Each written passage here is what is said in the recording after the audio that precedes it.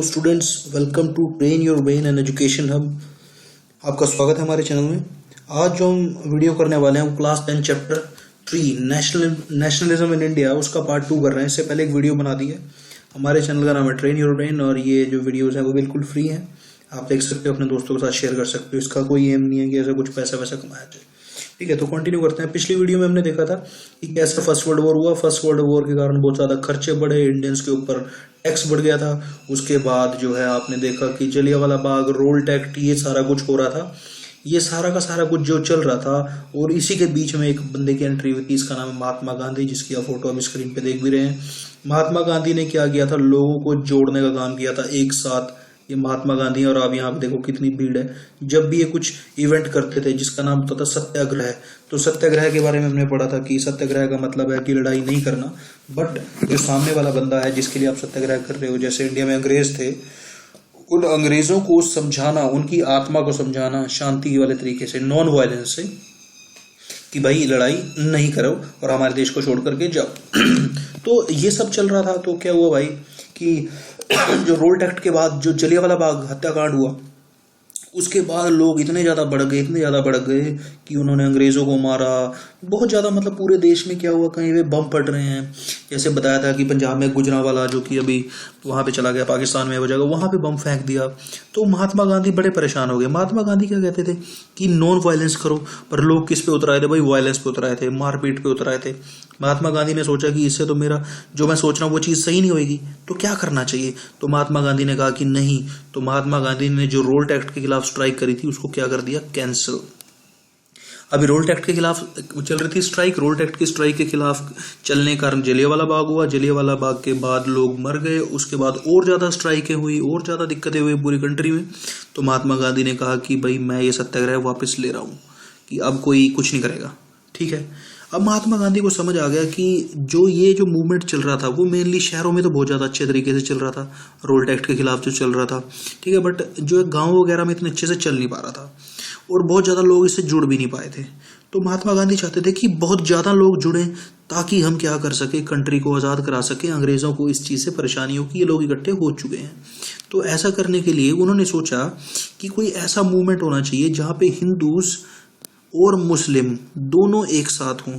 ठीक है, तो उन्होंने सोचा कि हिंदू मुस्लिम को एक साथ लेकर आना चाहिए, ताकि कोई एक मूवमेंट इतना तगड़ा बने। क्योंकि अंग्रेजों ने क्या किया हुआ था, हिंदू और मुस्लिम को डिवाइड एंड रूल करके काम चला रहे थे। तो हिंदू मुस्लिम का कोई ऐसा तगड़ा इवेंट हो जाए कि हिंदू और मुस्लिम एक साथ हो जाए, ऐसा वो सोच रहे थे। तो इसी सोच के कारण जो मूवमेंट चला, उस मूवमेंट का नाम था नॉन कोऑपरेशन मूवमेंट। उसको नॉन कोऑपरेशन बोलते हैं, और उर्दू में उसे बोलते थे खिलाफत मूवमेंट। ये दोनों एक ही हैं। ठीक है, नॉन कोऑपरेशन और खिलाफत। ये खिलाफत उन्होंने मुस्लिमों की तरफ से लिखा, नॉन कोऑपरेशन हमारे हिंदूज की तरफ से लिख दिया। मतलब ठीक है, तो ये मूवमेंट क्या था, अब इसके बारे में हम पढ़ेंगे। ठीक है, इस वाले वीडियो में हम इसके बारे में देखेंगे कि इसमें क्या क्या चलता रहा। ठीक है, तो आगे बढ़ते हैं भाई। तो अभी क्या हुआ, बैकग्राउंड देखते हैं कि नॉन कोऑपरेशन मूवमेंट की शुरुआत क्यों हुई। तो आपने देखा, मैंने आपको बता दिया कि क्या हो रहा था, कि जो वायलेंस बढ़ती जा रही थी, लोग एक दूसरे के साथ मार धाड़ करने लगे थे, क्योंकि जलियांवाला बाग हो गया था। ठीक है, तो उसके कारण क्या था कि बड़ी दिक्कतें हो रही थी। और जो रोल्ट एक्ट था वो लिमिटेड था सिटीज तक और टाउन्स तक, गाँव तक पहुंच नहीं पाया था। तो महात्मा गांधी ने सोचा कोई ऐसा मूवमेंट हो जो कि बहुत ज्यादा लोगों को लेकर के आए। ठीक है, और ऐसा तगड़ा मूवमेंट कब हो सकता था, जब हिंदू और मुसलमान एक साथ हो जाए। तो अब हिंदू और मुसलमान कैसे एक साथ हो सकते हैं, उसके बारे में महात्मा गांधी सोच रहे थे। ठीक है, उसी सोच के बीच में कुछ इवेंट हो गया। क्या इवेंट हो गया, आपको पता है कि अभी बताया था पिछली वीडियो में कि फर्स्ट वर्ल्ड वॉर हुआ था 1914 से लेकर के 1918 तक। तो 1914 से 1918 तक क्या वो फर्स्ट वर्ल्ड वॉर चल रहा था। तो फर्स्ट वर्ल्ड वॉर में एक साइड तो इंग्लैंड था, और इंग्लैंड और फ्रांस थे, और दूसरी साइड पे जर्मनी थी। ठीक है, हंगरी था, और एक कंट्री और था, उस कंट्री का नाम है टर्की। ठीक है, क्या नाम है इस कंट्री का, टर्की। टर्की एक मुस्लिम कंट्री है। ठीक है, अच्छा, मुस्लिमों में ना एक धर्मगुरु होते हैं जिसे खलीफा कहते थे। क्या कहते थे, खलीफा। ठीक है, और इंग्लिश में कहीं इसको कैलिफ ऐसे भी लिखते हैं, तो खलीफा या कैलिफ ऐसे लिखते हैं। ठीक है, तो जो ये अब क्या हुआ कि हाँ, अंग्रेजों ने जो है टर्की को जो है हरा दिया एक तरह से लड़ाई में। तो जब टर्की हार गया लड़ाई में, तो अंग्रेज जो थे उसके साथ ट्रीटी करने के लिए गए। ट्रीटी करने के टाइम पे उन्होंने क्या किया, जो वहाँ पे राज्य चल रहा था, जैसे इंडिया में बहुत सारे राजा चले हैं, जैसे मगध चला है, जैसे गुप्ता डायनेस्टी, जैसे मुगल डायनेस्टी, ऐसे वहाँ पे जो डायनेस्टी थी वहाँ थी ऑटोमन डायनेस्टी। तो ऑटोमन डायनेस्टी का जो है ना डिफीट हो गई, हार गई ऑटोमन डायनेस्टी, ठीक है। और जो वहां पे खलीफा थे, ठीक है, वो खलीफा को उन्होंने इंसल्ट किया अंग्रेजों ने, ठीक है। मतलब जो उनके तौर तरीके थे उनको वो करने से रोका, कुछ भी, मतलब मुस्लिम धर्मगुरु के जो भी, मतलब जो वो करते थे नॉर्मली, उन्होंने, क्योंकि अंग्रेजों ने हरा दिया था, अब उन्होंने वो चीज उनको बोल दिया कि तुम ये चीज नहीं कर सकते, उनकी इंसल्ट हो गई। तो महात्मा गांधी मौका ढूंढ रहे थे, महात्मा गांधी को मौका मिल रहा था। अब जब ऑटोमन एम्पायर डाउन हो गया टर्की में, तो क्या हुआ, इंडिया के जो मुस्लिम थे वो इकट्ठे होने शुरू हुए। तो इंडिया में दो मुस्लिम भाई थे, उनका नाम था मोहम्मद अली और शौकत अली। मोहम्मद अली और शौकत अली ने ना एक कमेटी बनाई, ग्रुप बनाया, जिसका नाम रखा खिलाफत कमेटी। क्या नाम रखा? खिलाफत। क्यों रखा खिलाफत?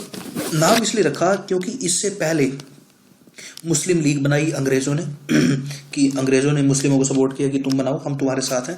मतलब वो डिवाइड एंड रूल खेलते रहे, मुस्लिम भी आगे बढ़ते ही जा रहे थे, ठीक है, क्योंकि मुस्लिमों को भी पावर्स मिलती जा रही थी, ठीक है।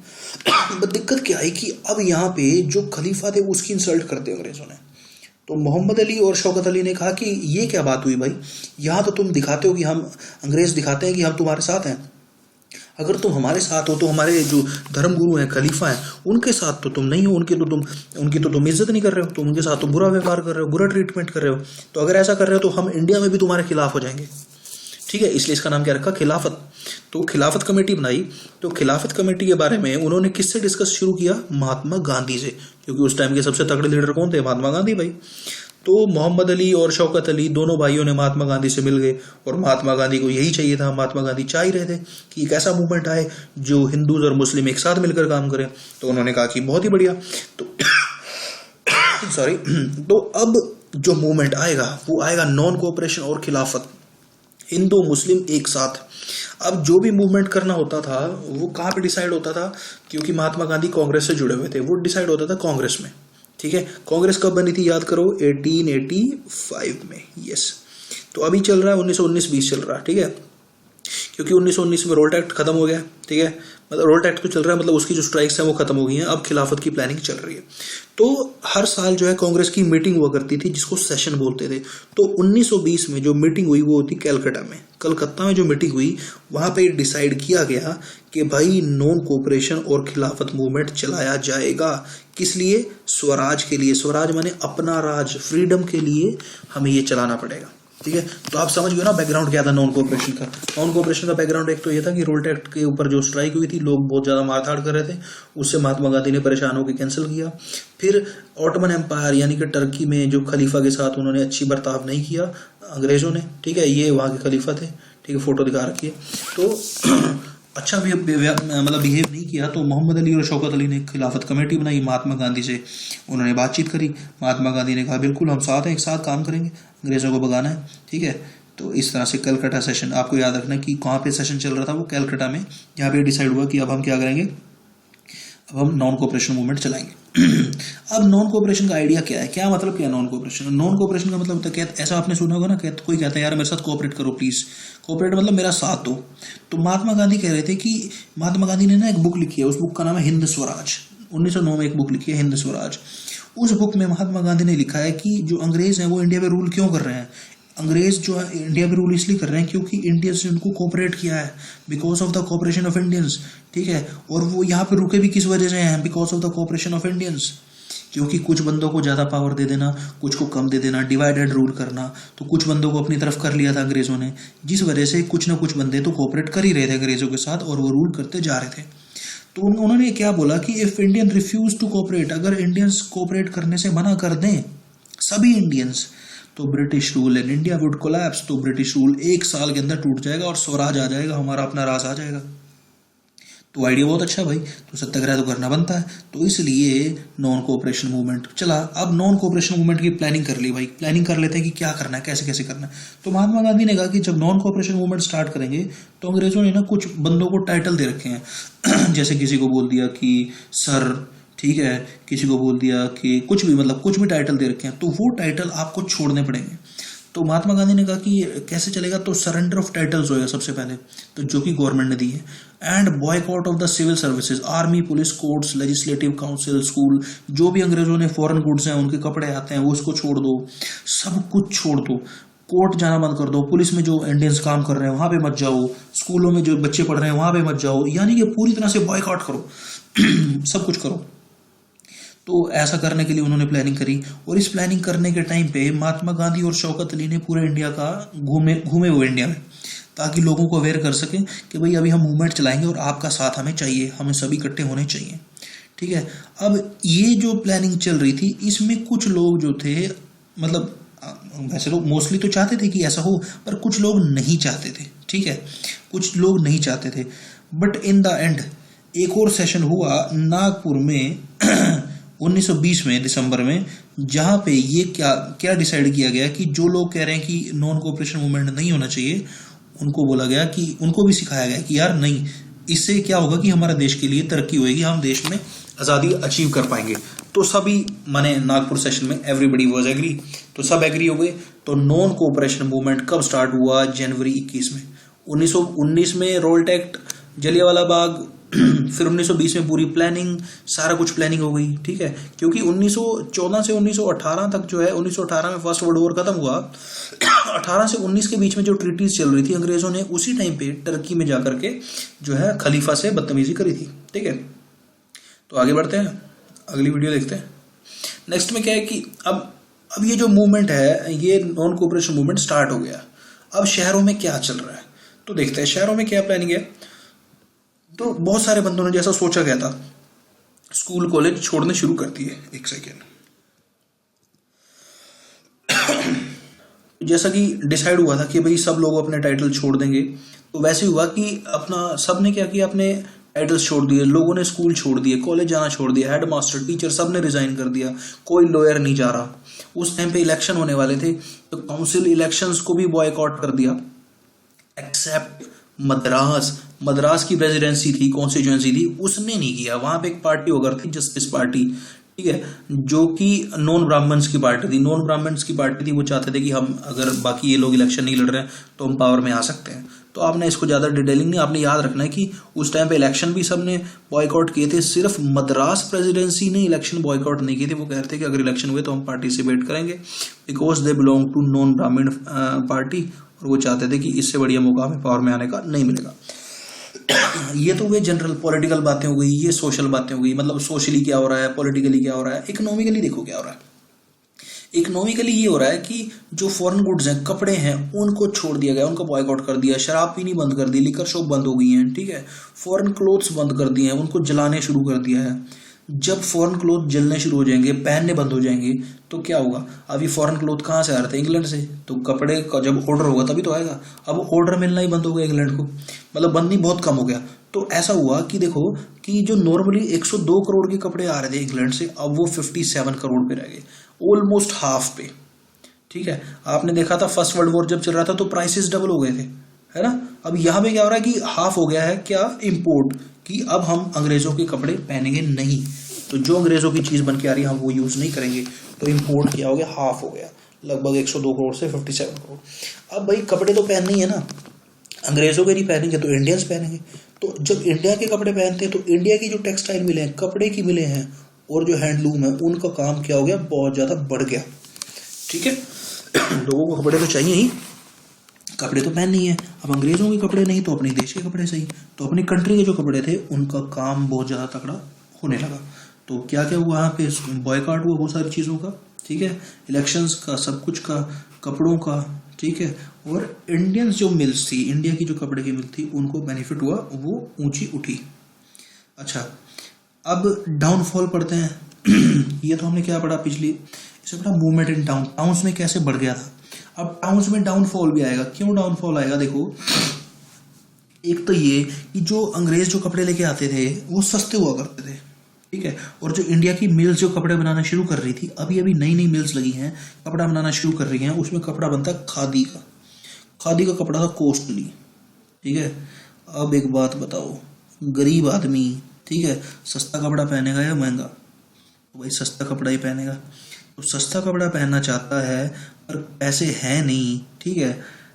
और जो सस्ता कपड़ा है वो बंद भी हो गया है, और जो कपड़ा अवेलेबल है इंडिया का है, बेशक इंडियन है बट वो बहुत महंगा है।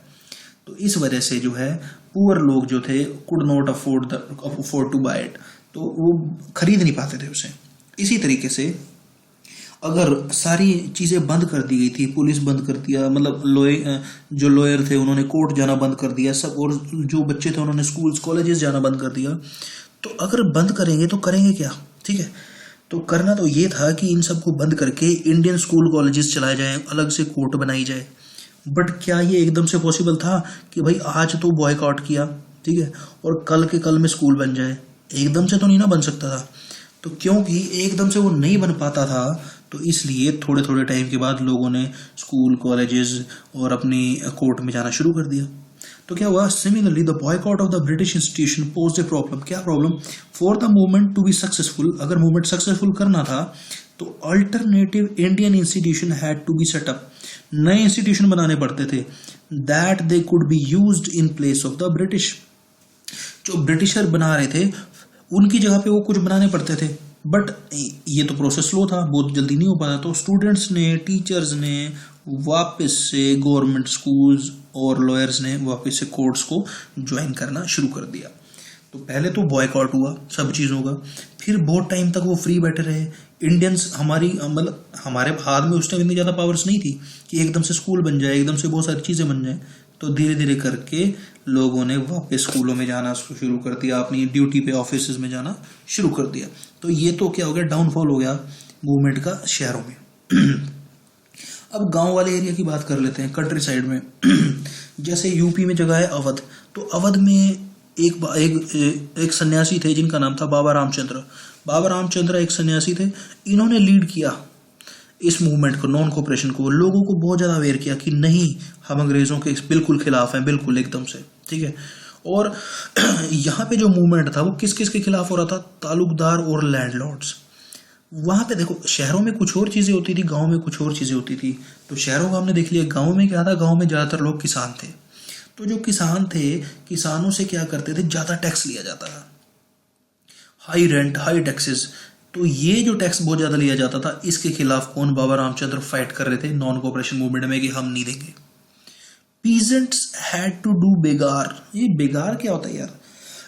ये बेगर वाला नहीं है, भिखारी वाला नहीं है, बेगार है। बेगार क्या होता है?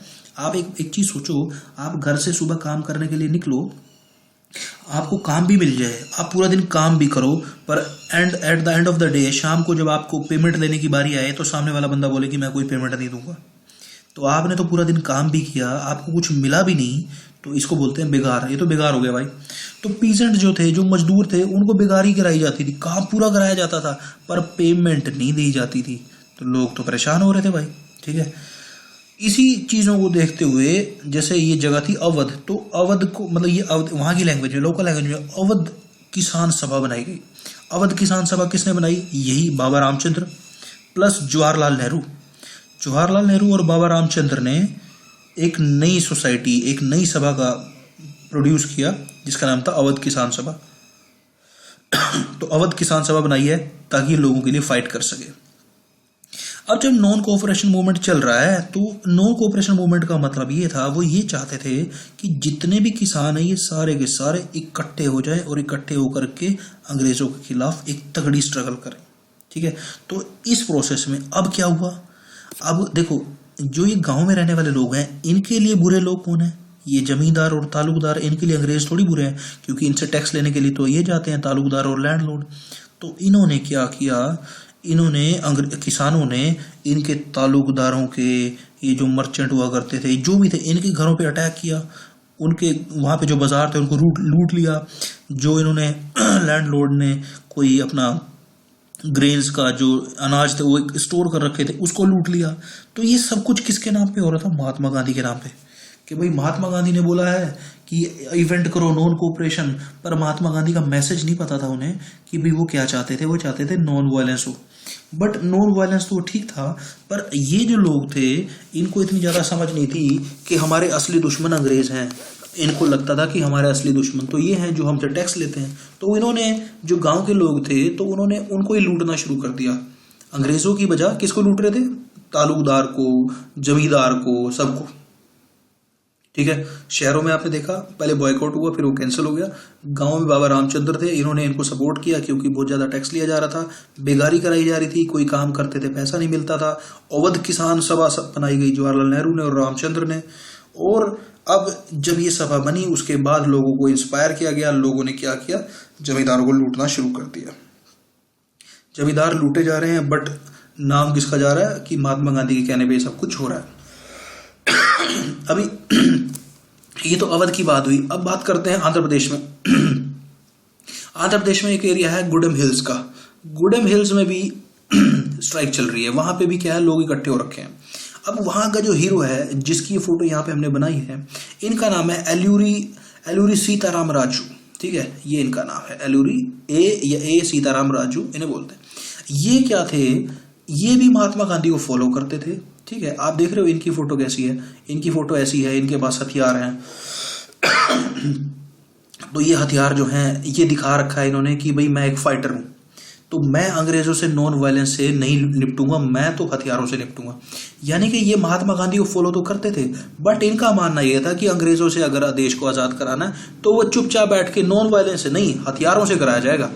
तो ये कहाँ पे थे, ये आंध्र प्रदेश में थे, गुडेम हिल में।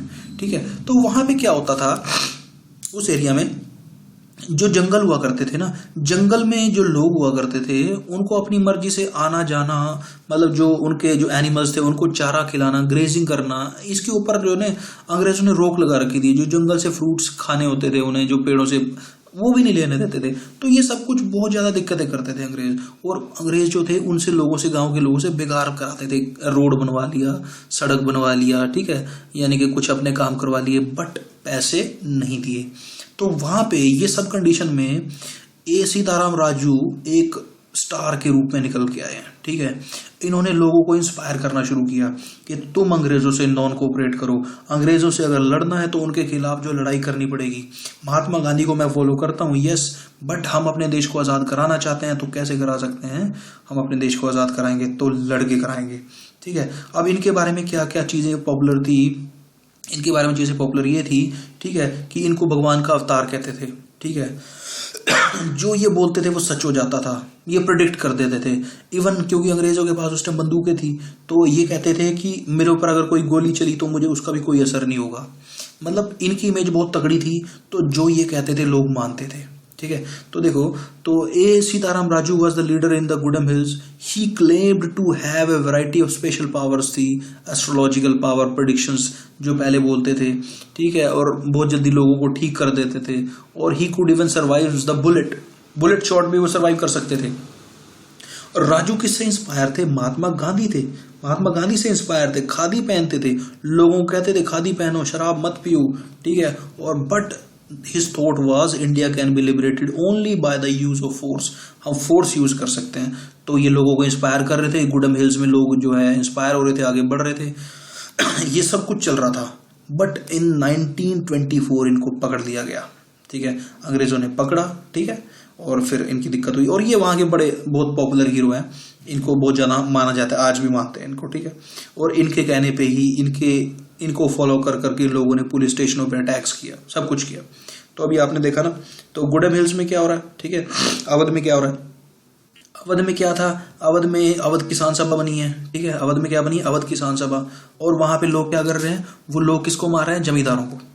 अच्छा, यहाँ पे क्या हो रहा है, यहाँ पे ये हो रहा है गुडेम हिल्स में, आंध्र प्रदेश में, कि लोगों को जो है अपनी मर्जी से जंगल नहीं जाने दिया जा रहा। लोग जो है अपनी गाय भैंस को चराने ले जाते हैं, ग्रेजिंग कराने, वो भी नहीं करने दिया जाता। लोगों से बेगार कराई जाती है, अपनी सड़कें बनवा ली जाती है, पैसा नहीं मिलता। तो इन सब के बीच में जन्म होता है एक लीडर, तगड़े लीडर, एलूरी सीताराम राजू। गुडेम हिल्स के थे, उनको लोग ऐसा मानते थे कि उनके पास स्पेशल पावर है, जो वो कहते हैं वो सच हो जाता है सब कुछ। तो उन्होंने लोगों को इंस्पायर किया। और वो किसको फॉलो करते थे, महात्मा गांधी को। बट महात्मा गांधी की इस बात को फॉलो नहीं करते थे, किसको, कि नॉन वायलेंस, वो कहते थे कि वायलेंस करनी पड़ेगी, और 1920 में इनको एग्जीक्यूट किया गया। ठीक है, अच्छा नेक्स्ट देखते हैं। अब स्वराज इन प्लांटेशन, असम में क्या हो रहा है? देखो, हर बंदे का स्वराज अपना अलग अलग है, क्योंकि लोग यूनाइटेड नहीं है। अभी चैप्टर पढ़ा है नेशनलिज्म इन इंडिया। नेशनलिज्म का मतलब था देशभक्ति, सब लोग देशभक्ति, पर देशभक्ति नहीं चल रही है भाई। क्या हो रहा है देखो, अवध में जो किसान है, वो किसान किसको मार रहे हैं? लैंडलॉर्ड्स को। ठीक है, कि हमसे ज्यादा टैक्स लेता है। यहाँ पे जो किसान है, यहाँ पे किस वजह से लोगों को मार रहे हैं? वहां पे टैक्स की वजह से मार रहे हैं, यहाँ इस वजह से मार रहे हैं कि हमसे जो है, हमें हमारे जंगलों में जाने नहीं देते, हमें कुछ खाने नहीं देते, अपनी मर्जी से काम नहीं करने देते। लोगों की जो है ना, आप देख रहे हो, लोगों की थॉट्स डिफरेंट है। स्वराज में चलते हैं। ठीक है, स्वराज इन प्लांटेशन। प्लांटेशन अगर पौधे लगाने हैं, भाई पौधे लगाने का राइट तो भाई किसान का होना चाहिए, किसान का खेत है ना। बट नहीं, ये राइट भी किसानों का नहीं है, ये राइट किसका है? अंग्रेजों का है। अंग्रेज कहेंगे कि भाई चाय लगाओ। ये बात चल रही है कहाँ की? ये बात है असम की। तो असम में क्या हो रहा है? एक एक्ट निकाला अंग्रेजों ने, इनलैंड एमिग्रेशन एक्ट ऑफ 1859। इसके हिसाब से plantation worker were not permitted to leave the tea garden without permission. जो टी गार्डन है, जो चाय के बाग हैं, जहां पे चाय की पत्तियां लगाई जाती हैं, चाय की पत्तियां जो लगा रहे हैं, अंग्रेज लगवा रहे हैं इंडियन से, तो लगवाई जा रही है चाय। अब जो वर्कर घर जाना चाहता है, भाई घर नहीं जा सकता तू बिना पूछे, और अगर वो परमिशन लेने जाएगा तो वैसे नहीं जाने देंगे। ठीक है, तो ऐसे करके लोगों को बहुत परेशानी हो रही है प्लांटेशन करते हुए। ठीक है, अच्छा, अब लोगों को पता चल गया जो यहाँ पे थे असम में, कि भाई नॉन कोऑपरेशन मूवमेंट चल रहा है एक, कि अंग्रेजों के साथ आपने कोऑपरेशन नहीं करना है। अब अंग्रेजों ने इनको बोला कि तुम पूछे बिना बाहर नहीं जाओगे, तो ये कोऑपरेट कर रहे हैं अंग्रेजों को कि सर आपसे बिना पूछे हम बाहर नहीं जाएंगे। बट नॉन कोऑपरेशन मूवमेंट तो उल्टा था कि अंग्रेजों को कोऑपरेट नहीं करना। तो जो ये वर्कर थे, ये वर्कर अपने आप बिना इनको बताए बाहर जाने लगे, कह रहे कि नॉन कोऑपरेशन मूवमेंट। अब महात्मा गांधी का राज चलने वाला है पूरे इंडिया में। महात्मा गांधी ने लोगों को इंस्पायर किया है, और वो सोचते थे, they believe that the Gandhi Raj was coming, कि अब महात्मा गांधी जो हैं इस देश में आगे बढ़ जाएंगे, तो जैसा वो कह रहे हैं वैसा वैसा करेंगे। बट अंग्रेजों ने क्या किया? इनको पकड़ा और इनको पिटाई करी। ठीक है, तो आप देख रहे हो कि नेशनलिज्म क्या है, हर बंदा अपने हिसाब से कर रहा है। तो महात्मा गांधी ने जो सत्याग्रह चलाए हैं, इन सबको चलाने का मकसद यही था कि ये जो प्लांटेशन कर रहे हैं, इनको क्या बताया जाए कि अंग्रेज जो दुश्मन है तुम्हारे, इंग्लिश है तुम्हारे दुश्मन। जो अवध में किसान है, उनको भी बताया जाए कि भाई लैंडलॉर्ड नहीं है तुम्हारे दुश्मन, कौन है? इंग्लिश पर्सन है, ब्रिटिशर्स है तुम्हारे दुश्मन। तो सबको यही बताना चाहते थे। गुडम हिल हैं, उनको भी बताना चाहते हैं। मतलब मेन एम इनका ये है कि लोगों को इकट्ठे कैसे किया जाए, उनके अंदर देशभक्ति कैसे आए। अब ये सब चल रहा है। देखा आपने गुडम हिल में क्या चल रहा है, सब जगह कुछ ना कुछ दिक्कतें हो रही हैं, सब जगह चल रहा है सिस्टम। अब ये देखो, यहाँ पे एक फोटो लगाई है, थाना चौरा चौरी, जनपद गोरखपुर। गोरखपुर यूपी में एक जगह है। ठीक है, यूपी के अंदर एक चौरा चौरी में 1922 में घटना हुई। क्या घटना हुई कि अंग्रेजों ने तो दबाने की कोशिश करी है, नॉन कोऑपरेशन मूवमेंट चल रहा है, लोग कुछ तो नॉन वायलेंस को फॉलो कर रहे हैं, कुछ नॉन वायलेंस को फॉलो नहीं करके वायलेंस को फॉलो कर रहे हैं। जो लोग वायलेंस को फॉलो कर रहे हैं, उन्होंने गोरखपुर के अंदर एक पुलिस स्टेशन में जा करके आग लगा दी। जब पुलिस स्टेशन में आग लगाई है, ठीक है, तो पुलिस स्टेशन में आग लगाने के बाद उसमें काफी सारे पुलिस वाले बंदे मर गए।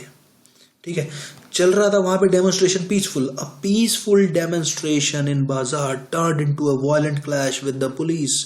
Hearing of the incident, Mahatma Gandhi called a halt in the non cooperation movement.